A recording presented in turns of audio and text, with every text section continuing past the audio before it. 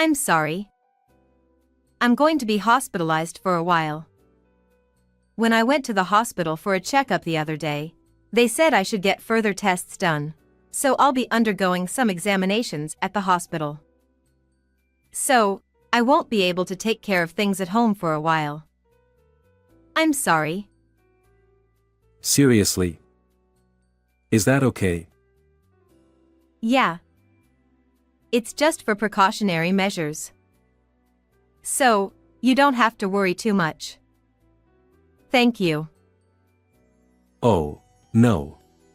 What I'm worried about is not your health, but our lifestyle until then. Huh? I mean, I'm supposed to do housework, right?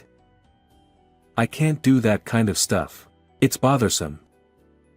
And there might be things you need during your hospitalization, so, try to stay a bit healthier, okay? My husband's heartless words hurt me, and I simply regretted getting married. But my husband's cruel behavior didn't stop there.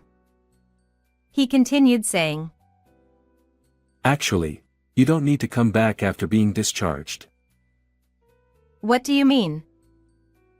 It's something I've been thinking about for a while. Women are such expensive creatures, aren't they? Even this time. Even if it's just a checkup at the hospital, that's still a costly thing, right? Geez, it's really annoying how much money it costs. Lately, I've been thinking and regretting a lot. Why did I marry you? So, you don't need to come back.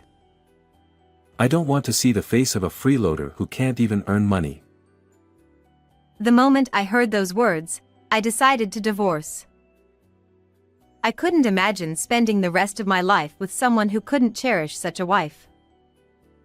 I understand. I'll divorce you. Huh? Are you serious? You're probably just saying that in the heat of the moment, right? I'm serious. Let's start the procedures right away from tomorrow. So, you won't have to see me anymore, so rest assured. Huh? What do you mean?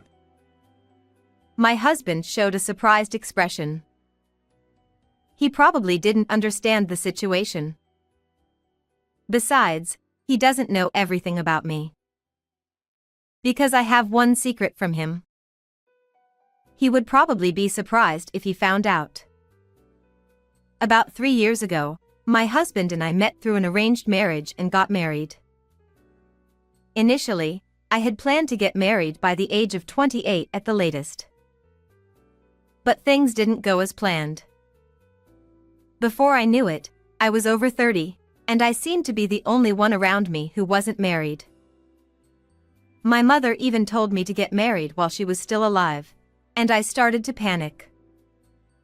It's not that I didn't want to get married. It's just that I couldn't continue dating until someone proposed to me. But there was one man I thought would eventually marry me if I continued to go on alone. However, in the second year of our relationship, we lost contact. One day, when I went to his house without saying anything, I saw him entering the house with a strange woman. Not only the two of them, but also 2 people who seemed to be her parents entered the house. I was convinced at that moment. I had been abandoned. After that, I chose to meet my current husband through an arranged marriage, aiming for a certain way. When I first met my husband, he gave me the impression of being ordinary, but gentle. I was in a hurry to get married, so I thought he would do. I positively proceeded with the marriage proposal. My parents seemed relieved at last. And our relationship progressed smoothly, leading to marriage. It was a relief to put an end to my single life in some way, but my husband gradually changed after we got married. When we got married, my husband started talking about something like a rule for married couples, and at first, I thought it was a good idea, but it gradually became troublesome. At that time, I broke one of the promises, and my husband began to express his displeasure with me, slightly angry. Wasn't that a rule? Let's do it. We're a married couple, right? Isn't it like a team? Then we should cooperate. He was passionate about it, but I can say now that I felt he was a bit troublesome. At that time, I certainly convinced myself that it was true. But my husband started to come at me with complaints after that. At first, I apologized while saying sorry. As an example of the rule, there were various things like make a bath 15 minutes before returning home and prepare dinner as soon as you get out of the bath. It's about 30 minutes from his office to my home. When he returns home, he calls me, so I prepare the bath 15 minutes after that so that he can take a bath when he arrives. To be honest, it's quite bothersome. I started to feel like I should just prepare it around the time he was about to return home. When I started to feel that way, my husband's complaints became too much, and I finally complained to him as well. I'm sorry, but I have things to do too, and there are times when I can't meet your expectations. It would be okay if we had the same life every day, but we don't. So, can I do it without worrying about time from now on? I'll still have the bath ready by the time you come home. Then my husband looked surprised for a moment, then looked at me with wide eyes. And without saying anything, he left the room and headed to the bedroom. I might have said too much. After reflecting on it for a while, my husband came back from the bedroom. When I tried to talk to him, my husband placed something on the table as if to slam it down. When I saw what he had placed, I was astonished. What does this mean? What is this? Can't you tell by looking? Well, I guess not. Let me explain. This is a divorce document, which dissolves the marriage between husband and wife. I'm not asking about that. I'm asking if you're serious about bringing something like this out. And it's already filled out. Does that mean you intended to divorce from the beginning? That's right. I've always been prepared for divorce since before we got married. After all, marriage is about strangers living together. It's not like a family, it's something that doesn't work well if strangers live together. So, I was just prepared for it at any time. Besides, I'm sure I told you when we got married that you must always keep your promises. If you can't keep them, there's no choice but to divorce, right? I can't believe it. I realized at this moment that the kindness he showed me during our arranged marriage was a lie. My husband had always been prepared to divorce. Thinking that, I suddenly felt miserable about being so happy about marriage. Should I just sign this divorce document in front of me and get divorced? But I calmed down and thought about it. If I divorce now, my parents, who were so happy, as well as my friends and relatives, will undoubtedly be disappointed. Besides, I'm at this age. If I divorce at this age, I don't know if I'll find another partner. I can't help it. I'm sorry. It was my fault. From now on, I'll do as you wish. So, won't you reconsider the divorce? Hey. Is that the attitude you have when you apologize? I won't understand unless you apologize sincerely from the bottom of your heart, even if you have to prostrate yourself. It was reluctant and frustrating, but I apologized to my husband by prostrating myself on the floor. My husband looked satisfied and even threw away a parting remark, telling me to be more careful from now on. After my husband left, tears of frustration overflowed from me, and I couldn't move from that spot for a while. I didn't expect to be subjected to such unfair treatment just to stop the divorce. I never thought that my husband would be the kind of person who would do such a thing. After that, my daily life became more stressful. Day after day, I felt rushed for time, putting everything about myself on hold. It became a life completely centered around my husband. He seemed satisfied that I had become more submissive. But I was physically and mentally exhausted.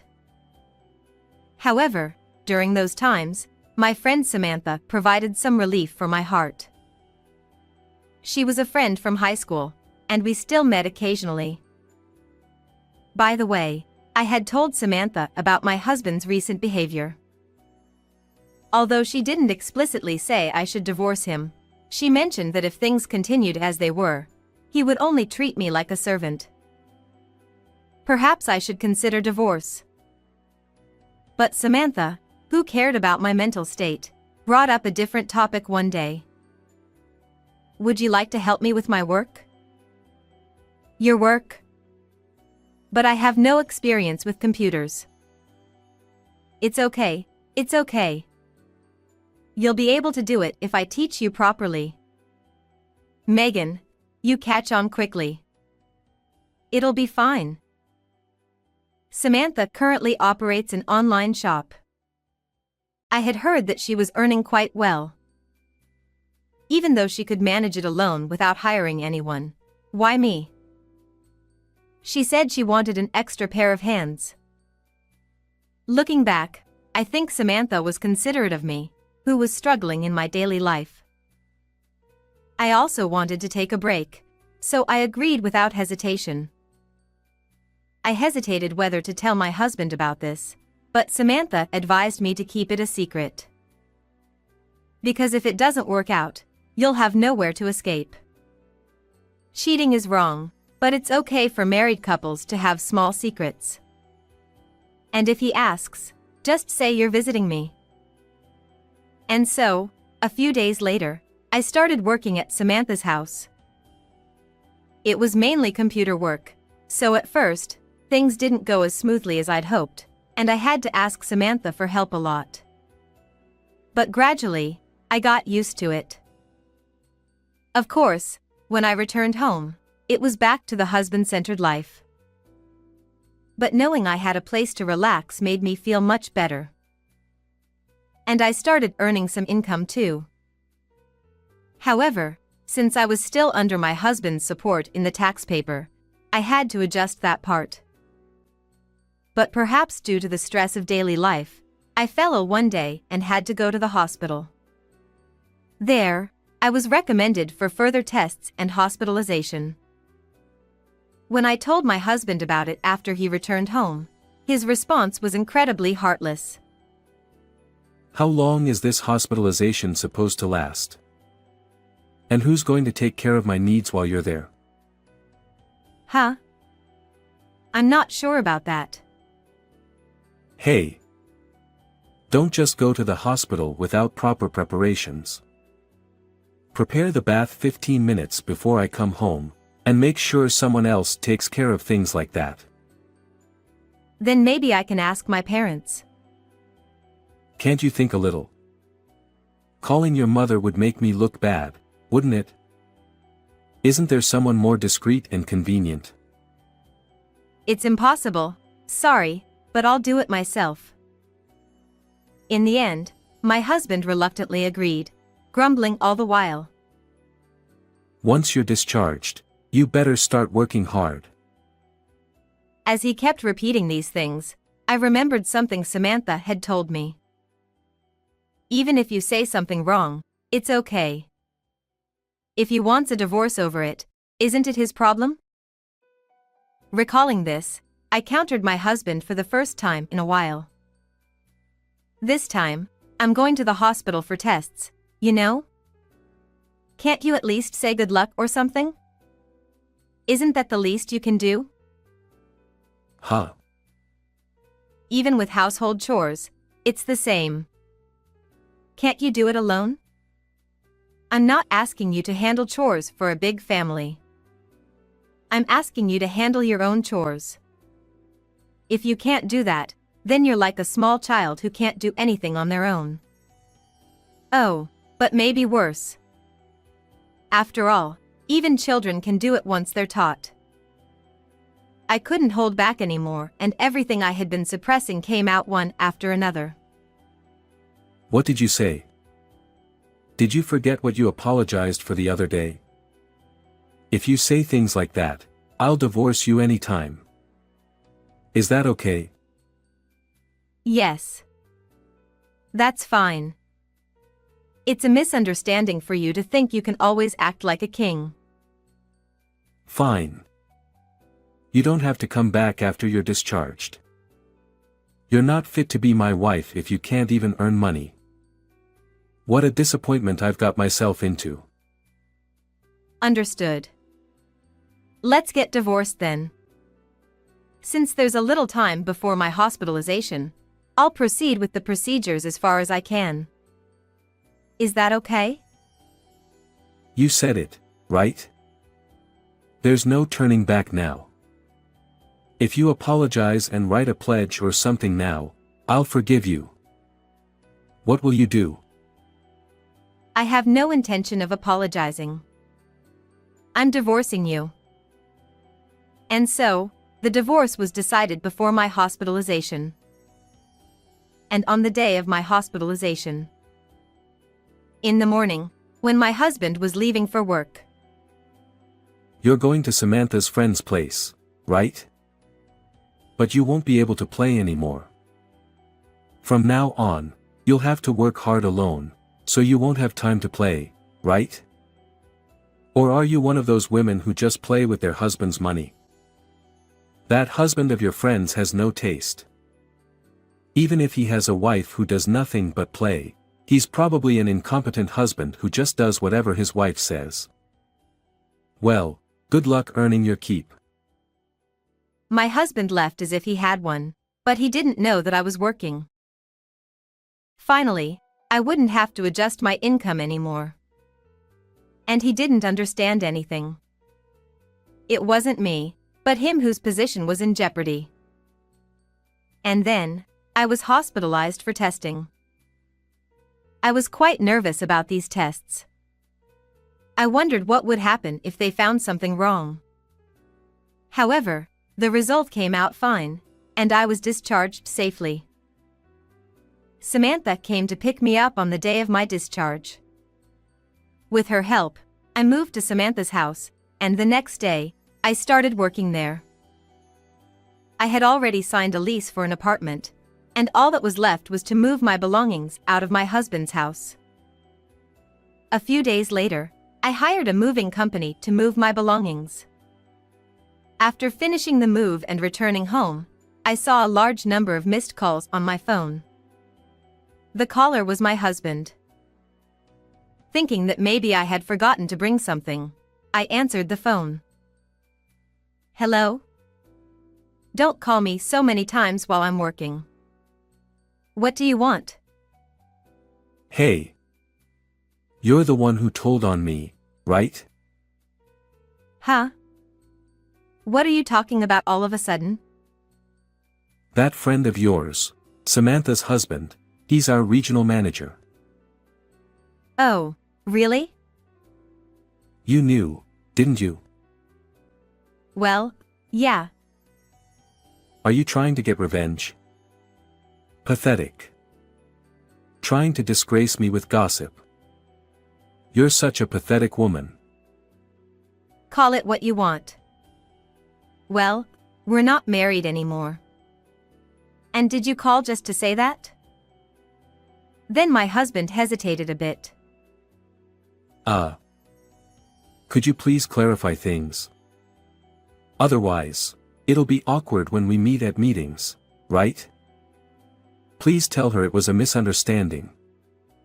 If you do, I'll pay for compensation or whatever. Is that the way you ask someone for help? Huh. Is that the attitude you have when you apologize? If you're going to apologize, you have to apologize sincerely from the bottom of your heart, even if you have to prostrate yourself. Otherwise, it won't be convincing. That was originally something my husband had said to me. Don't let him get away with it. Ugh. Switch to video call. I can't see you properly on the phone. My husband switched to video call, revealing himself. I deeply apologize for this misunderstanding. Please clear things up with the regional manager. My husband bowed his head to the ground. But I would repay twice as much. Oh, sorry. The signal seems to be bad. I couldn't see it properly, so the misunderstanding hasn't been cleared up. Well, goodbye. Hey, wait. And with that, I hung up. And thus, this incident came to a close. As for my husband after that, rumors spread to other store managers at a meeting attended by the regional manager, making it uncomfortable for him. He submitted a request for a transfer. Now it seems he has been transferred to another region. Even though my husband had climbed to a higher position, he couldn't retire because of the good salary. But rumors also spread at his new assignment, and it seems there was no escape for him. He seems to be quietly working now. Since then, I have been working with Samantha, and our performance has been outstanding. We plan to expand further in the future and tackle various businesses. I'm truly grateful to Samantha. If it weren't for her, I might still be a servant by now. So, if she ever needs help, it's my turn to help her this time. That's the only way I can repay her kindness. How did you like this story? Don't forget to subscribe to the channel. See you in the next video.